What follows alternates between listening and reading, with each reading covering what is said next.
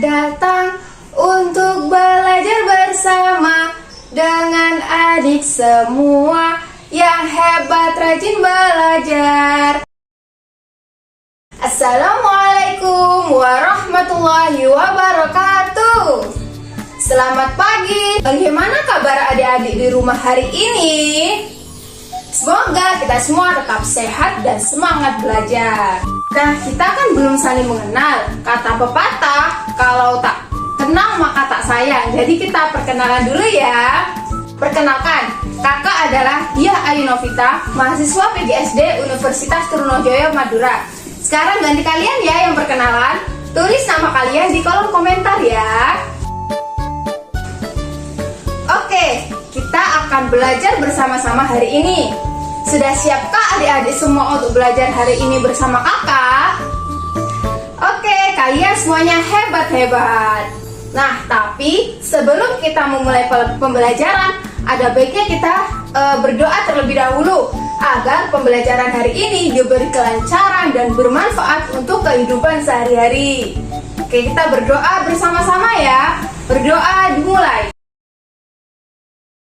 Amin. Oke, yuk kita mulai pembelajaran hari ini.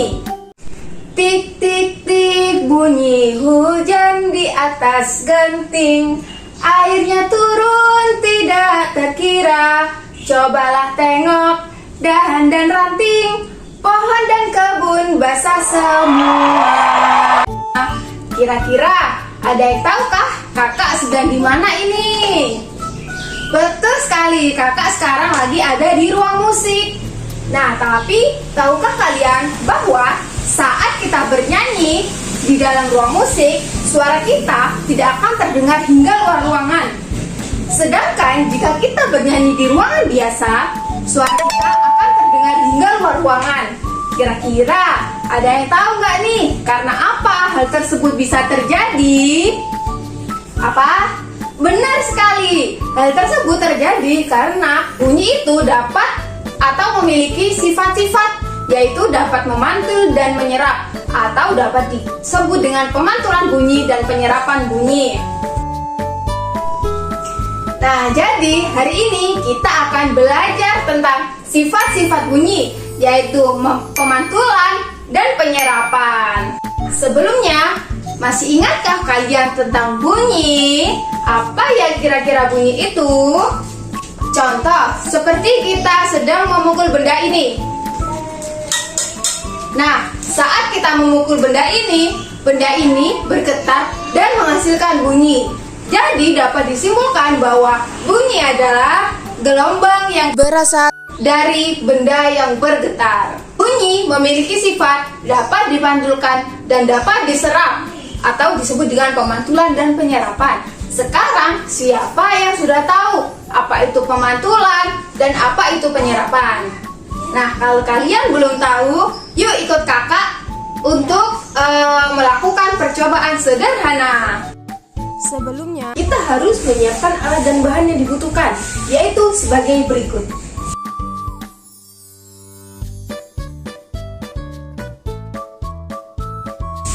Selanjutnya, kita susun alat dan bahan yang dibutuhkan seperti gambar di samping ini. Lalu, coba kita letakkan papan kayu di pertemuan kedua ujung tabung kertas. Coba kita dengarkan baik-baik detak arloji yang keluar. Ternyata, detak arloji yang keluar sangat keras dan kuat. Selanjutnya, mari kita taruh piring besi di depan papan kayu. Kemudian ayo kita dengarkan kembali detak arloji yang dikeluarkan. Ternyata detak arloji yang dikeluarkan masih sama, yaitu keras dan kuat. Yang terakhir, kita coba ganti piring besi dengan spons. Kemudian kita dengarkan lagi detak arloji yang dikeluarkan. Ternyata saat menggunakan spons, detak arloji yang dikeluarkan berbeda, yaitu menjadi lemah dan kecil. Nah, setelah kita melakukan percobaan tadi, kita dapat menarik kesimpulan seperti ini.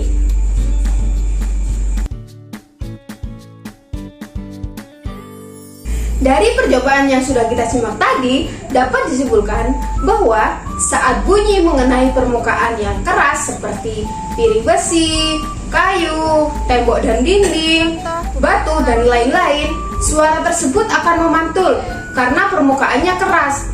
Nah, hal tersebutlah yang dinamakan dengan pemantulan bunyi. Sekarang, apa sih contoh pemantulan bunyi dalam kehidupan sehari-hari? Yuk kita simak. Yang pertama adalah ketika kelelawar mencari mangsa di malam hari. Seperti yang kalian tahu bahwa kelelawar adalah hewan yang mencari makan pada malam hari.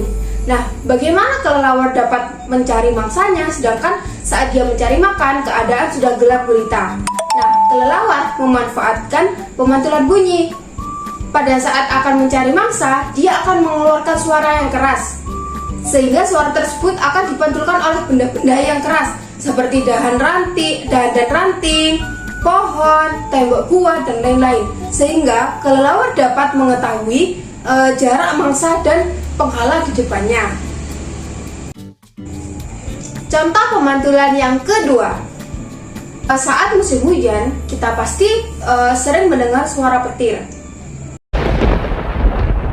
Nah, saat kita mendengar suara petir, pasti ada suara petir susulan. Mengapa hal tersebut bisa terjadi? Karena saat suara petir datang, suara petir tersebut akan memantul karena mengenai dinding pemantul. Nah, sedangkan saat bunyi mengenai benda yang permukaannya lunak seperti spons, karpet, kain, dan lain-lain, maka bunyi tersebut akan terserap oleh benda-benda lunak tersebut. Nah, hal tersebutlah yang dinamakan dengan penyerapan bunyi.